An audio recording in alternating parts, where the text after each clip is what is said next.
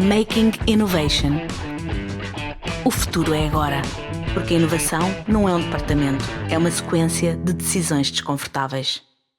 Olá a todos, bem-vindos a mais um podcast do Making Innovation. Hoje temos connosco Sérgio Guerreiro, diretor de Estratégia e Gestão de Conhecimento do Turismo de Portugal. Bem-vindo, Sérgio. Boa tarde. Sérgio, daquilo que eu conheço de ti, eu sei que acabas por abraçar o setor de inovação também dentro do turismo e considero-te um dos desbloqueadores de tudo o que é a inovação dentro do setor público. Consegues partilhar um pouco connosco essa experiência que o Turismo de Portugal acaba por trazer para o setor do turismo numa perspectiva de inovação e de apoio ao tecido empresarial? Bem, nós no Turismo de Portugal valorizamos muito a inovação e a ideia de começar a trabalhar desta forma foi, se quiseres, um reconhecimento daquilo que foi perante períodos de crise, e desde logo a crise de 2008, 2009, depois a crise das dívidas soberanas em Portugal, nós percebemos que a capacidade que o nosso setor tinha de inovar era muito forte. E, portanto, foi nesse período que novos negócios vieram, que novos conceitos vieram e se instalaram no nosso país e, portanto, muita força do empreendedorismo, e nós achámos que era uma oportunidade para tornar a inovação no setor não episódica, não reativa, não uma resposta a uma conjuntura adversa, mas algo que pudesse ser feito de forma contínua. Achámos também que era uma forma de construir o futuro, de conseguirmos começar a ter um ecossistema onde fôssemos capazes de antecipar o futuro e nos irmos preparando para esse futuro, fosse ele qual fosse. Depois, foi também oportunístico, no sentido que percebemos que havia incubadoras e aceleradoras com muito valor que trabalhavam estes temas muito bem, que havia talento nas universidades a produzir, não apenas na área da engenharia. Eu diria que os engenheiros e os técnicos são sempre aqueles que são mencionados, mas hoje em dia olhamos para a Faculdade de Gestão, olhamos para muitas categorias da academia e vemos isso com enorme potencial. Portanto, olhamos para isto tudo e percebemos, se calhar, se conseguirmos influenciar todo este talento, todo este conhecimento e toda esta vontade de fazer, que é muito importante, e trazê-la para ajudar as nossas empresas e os nossos destinos a sermos melhores, temos muito a ganhar com esse processo. Portanto, foi aí esse, se quiseres, o embrião a partir do qual, no Turismo de Portugal, começámos a trabalhar esse tema. E isso tem sido uma jornada que eu diria, que eu classifico de muitíssimo positiva para todo o ecossistema. Eu acho que eventos, por exemplo, como o Boost, que o próprio Centro de Inovação que nasceu desta estratégia, funcionam como pedras angulares fundamentais para fazer uma mudança de mindset. Eu acho que a atitude de mindset de olhar para o futuro sempre nesta lógica de antecipação é absolutamente crítico para conseguirmos estar preparados para superar a adversidade. E passámos por algumas coisas dessas desde que criámos este sistema, e tem sido, acho que, de aprendizagem para todos. Todos aprendemos. Eu acho que isso conseguimos criar ambientes de aprendizagem coletiva, como eu costumo dizer. Seguramente que todos podemos fazer melhor o nosso trabalho. Eu acho que essa é uma lição que eu pessoalmente tiro muito, tenho aprendido muitíssimo, e a nossa equipa que trabalha estes temas tem aprendido muitíssimo com as empresas, com as suas necessidades, com as soluções que é possível ultrapassar, e quando muitas vezes olhamos para um problema que, na verdade, não é exatamente um problema, é algo que se pode ultrapassar com esta solução ou com aquela solução. Concordo. Aqui, numa perspectiva também de olhar para Portugal, maioritariamente, quando olham para nós somos considerados um use case, muito pela forma como vocês trabalham. Disputando a inovação dentro deste ecossistema, disputando também alguns players. Gostava que me falasses um bocadinho disso, não só da criação da Estratégia 4.0, que depois leva também à criação do Centro de Inovação, que leva à junção de organismo público com organismo privado, e como é que isto tem fluído ao longo destes anos e ao longo deste ecossistema também. É uma história engraçada, porque nós, na verdade, começamos todo este processo sem exatamente um guideline de sabermos como é que se faz. Porque acho que esse para mim também foi, eu diria, profissionalmente um desafio enorme, porque nós não sabíamos exatamente como é que se fazia. Não é? E, aliás, curiosamente, hoje a União Europeia está a discutir a estratégia para o futuro do turismo e agora o tema incubadoras e aceleradoras chegou como tema. Nós começámos há 10 anos. E foi uma lógica de aprendizagem. Porque olhámos para o sistema e percebemos. Há 4 coisas quando lançámos aquilo que chamamos de estratégia, mas que na verdade, sim, é uma estratégia, é uma forma de operacionalizar um conjunto de ações. E olhámos e pensámos, há 4 dimensões que precisamos trabalhar nessa estratégia. Uma, constante, desafiante, que se chama cultura de empreendedor. Nós temos que ter nas escolas, nas nossas escolas próprias do Turismo de Portugal, e temos feito esse trabalho de forma muito boa, mas nas universidades em geral, eu diria que na escola, no sistema educativo em Portugal, ter a componente empreendedora como basilar. Nós temos que ter essa capacidade de, se vamos trabalhar para uma empresa, sermos entrepreneurs e desafiarmos e ajudarmos a empresa a crescer, a inovar, a mudar modelos de negócio, a ajustar modelos de negócio e todo este trabalho que tem que ser feito. Portanto, eu diria, primeiro, essa é uma basilar para termos sucesso. Segunda dimensão tem a ver com, chamamos, à falta de melhor palavra, facilitar a inovação, tornar a quem tem que inovar mais fácil. Porque inovar não é fácil. É muito giro falarmos de inovação, mas há alguém que experimente primeiro, há alguém que cometa o erro primeiro, há alguém que corra o risco primeiro, depois daquilo desbravado já posso entrar eu. E na verdade, fizemos isso, por exemplo, levando startups às nossas feiras, giríssimo, que foi passámos a ter startups e empresas que se conheceram na Alemanha, o que é uma coisa estranhíssima, porque estão todas em Portugal. Mas foi o momento e o contexto e a oportunidade que acabou por fazer essa aproximação. Procuramos ter, e beneficiamos muito nos nossos programas que temos no terreno, de ter muita gente que está disponível para ajudar. Muita gente que dispensa o seu tempo, que faz mentoria, que traz valor a quem muitas vezes tem a solução tecnológica, mas não conhece o mercado, não conhece as empresas, não conhece os problemas das empresas. Portanto, essa é uma dimensão que acho muito, muito importante. Terceiro pilar, se quiseres, foi por onde começámos, porque era também a nossa learning box para isto tudo, foi dinamizar um ecossistema. Ou seja, nós sabemos que existe talento, sabemos que existem startups, sabemos que existem universidades, sabemos que existem incubadoras e aceleradoras, mas temos que criar modelos para que estas forças interajam. Portanto, lançámos e já mudámos várias vezes a nossa estratégia aí, porque também muito de aprendizagem do que correu bem e do que correu menos bem. Portanto, lançámos e temos mais ou menos, em média, se for em média, 15 programas por ano, que vão desde ideação, já vou falar sobre isso, desde ideação à aceleração e, mais recentemente, apostámos muito na inovação aberta. Todas estas componentes são importantes. Se calhar importantes para diferentes públicos, mas muito importantes. Primeiro, ter a ideação. E a ideação é um tema onde, neste momento, estamos a repensar a forma de atuar aí e queremos muito trabalhar com universidades. Ou seja, ter uma capacidade de gerar ideias de forma massiva. Porque só com ideias de forma massiva é que eu, a seguir, consigo pegar naquelas que são viáveis, pegar naquelas que resolvem problemas, pegar naquelas que são potenciais e ter uma fábrica de aceleração onde eu as possa desenvolver e onde elas possam estar prontas, possam beneficiar do contacto com o mercado e da aprendizagem do mercado e que estejam prontas para a seguir servir e resolver problemas e serem negócio. Não é? E, finalmente, os projetos de Open Innovation, para mim, têm duas grandes virtudes. Uma primeira grande virtude, porque aproxima, foca a resolução de problemas e foca a aproximação entre startups e empresas, e esse é um aspecto muito importante para construir confiança, para construir foco, para construir formas de trabalhar em conjunto.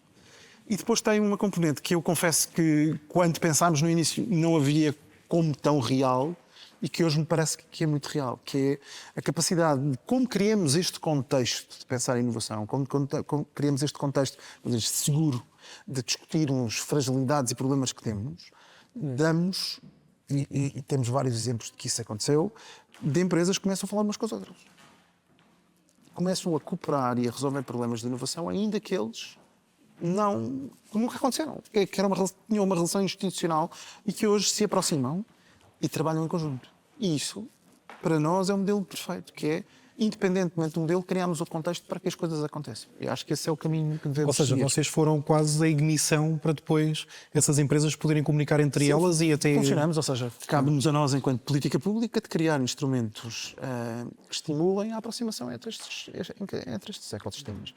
E eu acho que o mérito e a forma como as coisas têm corrido bem, tivemos não sei quantas transformações de governos, de responsáveis de parte, e todos eles abraçaram esta ideia de forma... porque vê resultados a acontecer. E eu acho que isso é algo, quando nós se demoramos um pouco o timing de lançar uma call anual para programas de inovação, há sempre alguém que pergunta.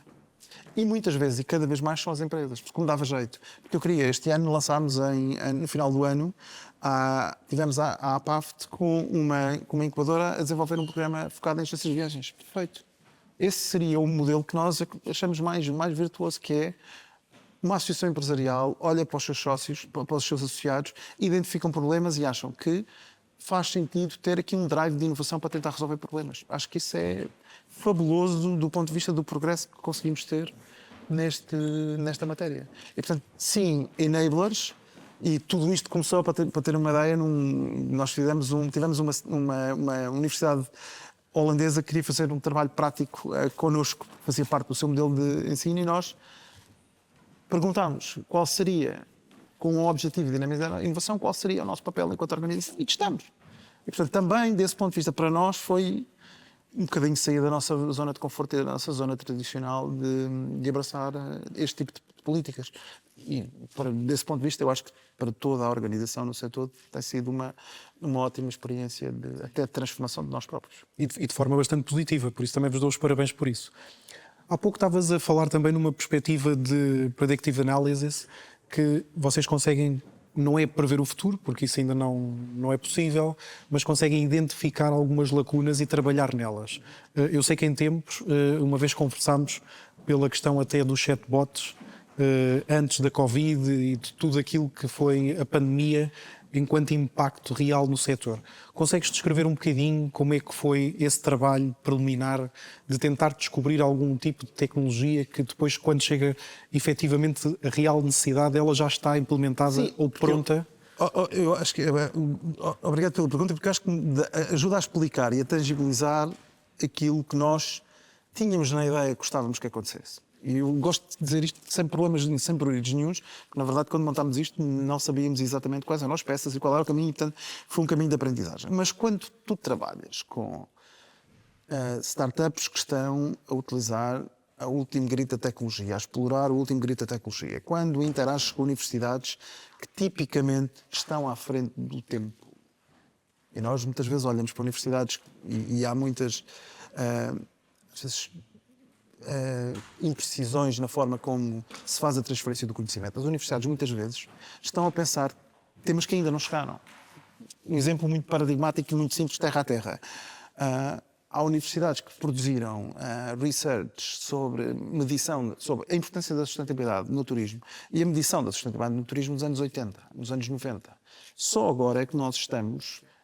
Aqui é um tema mainstream no setor e que estamos todos a fazer um esforço para medir. E, portanto, isto para dizer, ter o privilégio de conseguir trabalhar isso, conseguimos começar a antecipar temas. Depois, o poder do ecossistema é nós também beneficiarmos, como na talk que tivemos hoje no Boost, temos futuristas, gente que está a discutir o futuro, que está a tentar antever o futuro. É um exercício dificílimo, mas que tem o mérito de nos acordar para problemas e de nos obrigar a tentar ter essa perspectiva proativa, essa perspectiva de pensar o futuro e de perceber até que ponto se consegue fazer isso. E o que é que nós tivemos? Nós temos vários programas e nos nossos programas em 2017, 2018, 2019, tínhamos várias startups que tinham soluções de menus digitais para restaurantes. Tínhamos variedíssimas soluções de chatbots e outros agentes de contacto com clientes, digitalização de processos, de facility management e de sensorização. Tínhamos um conjunto de soluções que estavam a ser desenvolvidas e quando nós, em fóruns e nos demo days dos programas, apresentávamos às empresas, não sentíamos muita adesão. E falávamos, vocês acham que isto é bom? E as pessoas não sentiam necessidade. chegou o Covid. Eu acho que o Covid, desse ponto de vista, para o ecossistema, deve ter sido a única coisa que foi positiva, para o ecossistema teve a virtude de um dia para o outro precisarmos e termos. E eu acho que isso para mim, pessoalmente, foi um enormíssimo ensinamento de que conseguir ter esta tal perspectiva de inovação contínua e de ter a todo momento mais ou menos ferramentas que nos ajudam a navegar numa coisa nova foi muito virtuosa. E, de facto, eu acho que todos nós, mas todas as áreas, quer dizer, o turismo, acho que no turismo não fizemos diferente do que fizeram outros setores. A educação, de um dia para o outro, teve que digitalizar, e aquilo que não era possível fazer online passou-se a fazer online. E tivemos isso, e conseguimos fazer isso no turismo, e conseguimos mostrar, e eu acho que a confiança que o setor também passou a ter neste tipo de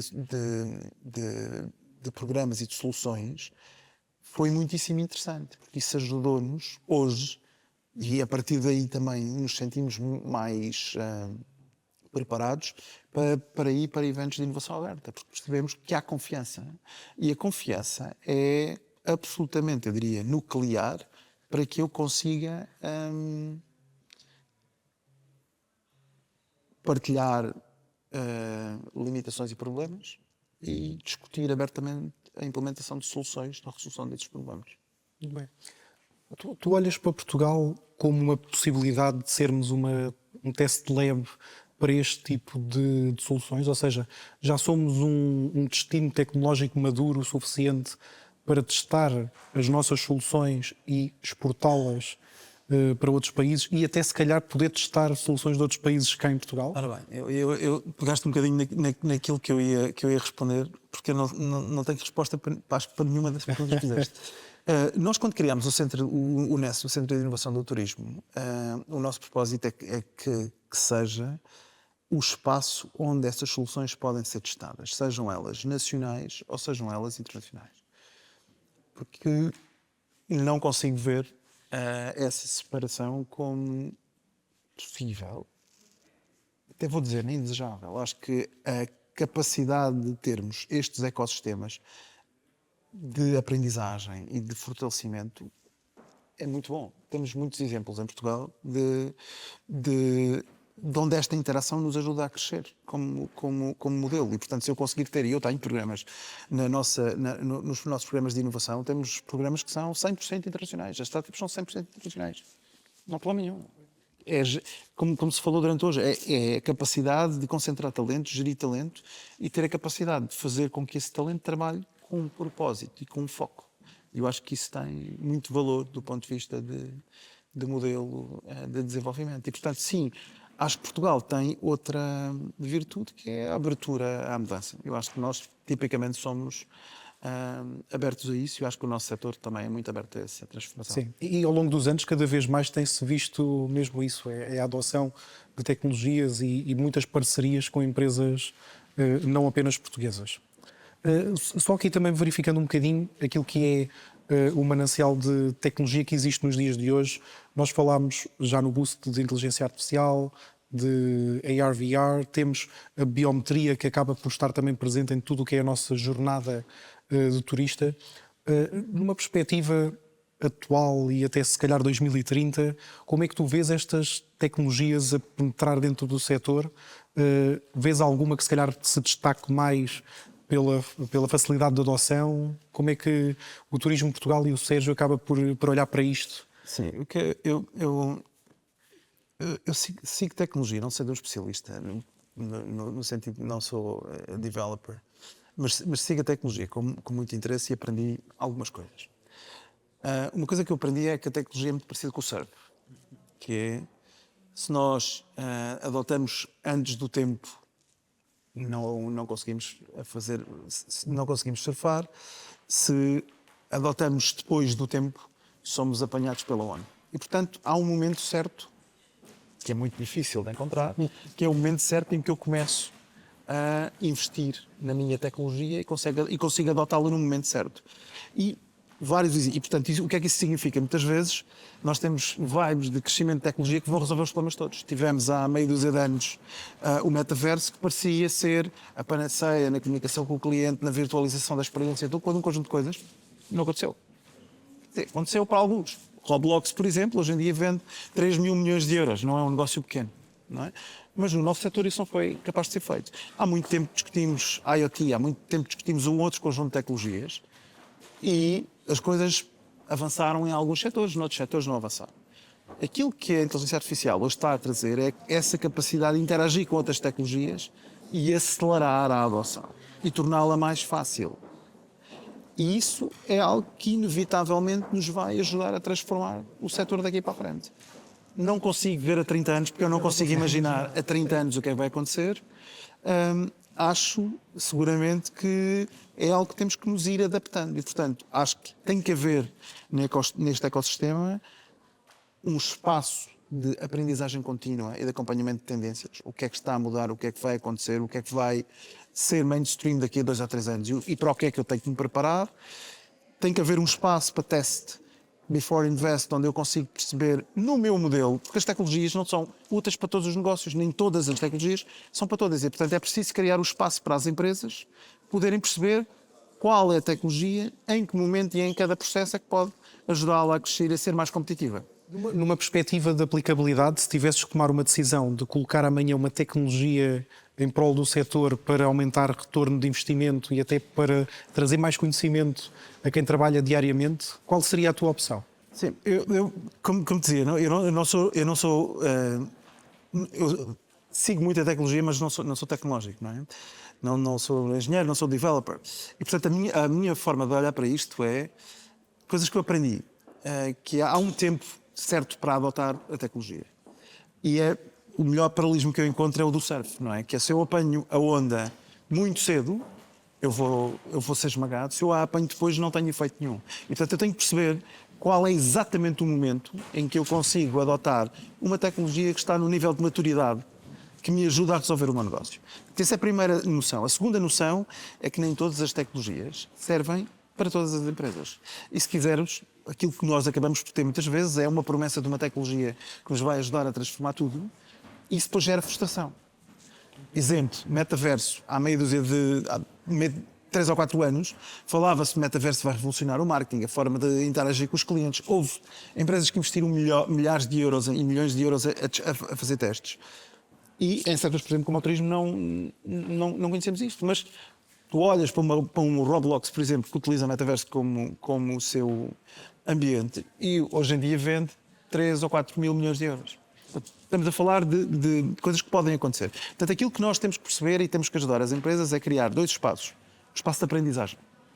O espaço onde as empresas podem ser confrontadas com as transformações que estão a acontecer, com aquilo que são as tecnologias emergentes, a sua aplicação, e a seguir ter um outro espaço, que é um espaço onde podem fazer test before invest. Resulta para o meu problema, resulta para que tipo de negócio, resulta para que tipo de alteração e o que é que eu preciso de aprender a fazer isto. Sim, depois há uma dinâmica, há uma dimensão, obviamente, de aprendizagem que as empresas e os empresários têm que estar capacitados para a sua integração e para esta linguagem nova de tecnologia. Portanto, estas para mim são as componentes fundamentais para eu poder dizer amanhã vou investir nesta ou naquela tecnologia. Aquilo que o momento interessante que estamos a viver hoje é que a inteligência artificial aparece como orquestradora e aceleradora de outras tecnologias.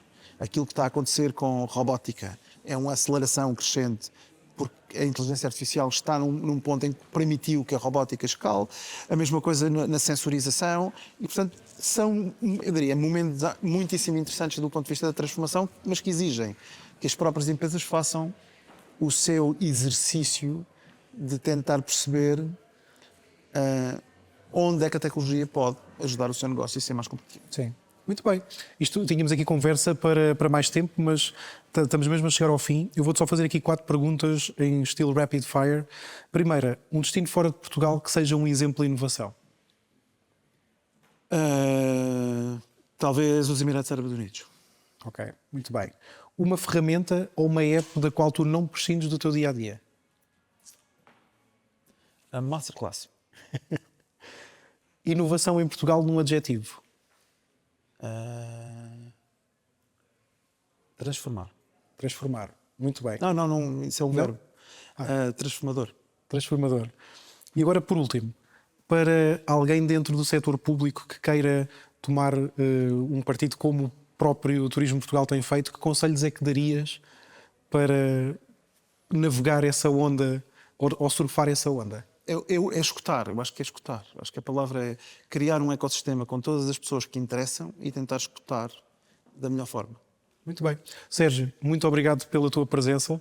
Mostrar-nos que também a parte da função pública não é algo que, à sua partida, estrangula aquilo que é inovação. Pelo contrário, mostraste aqui hoje que a inovação pode ser muito mais que isso, pode ser partilha, pode ser também trabalhar um setor em prol do seu crescimento. Portanto, muito obrigado por abrir-nos também essas portas. A quem está connosco a ouvir-nos e a ver-nos, muito obrigado também por ter assistido e até à próxima. O futuro é agora, porque a inovação não é um departamento, é uma sequência de decisões desconfortáveis.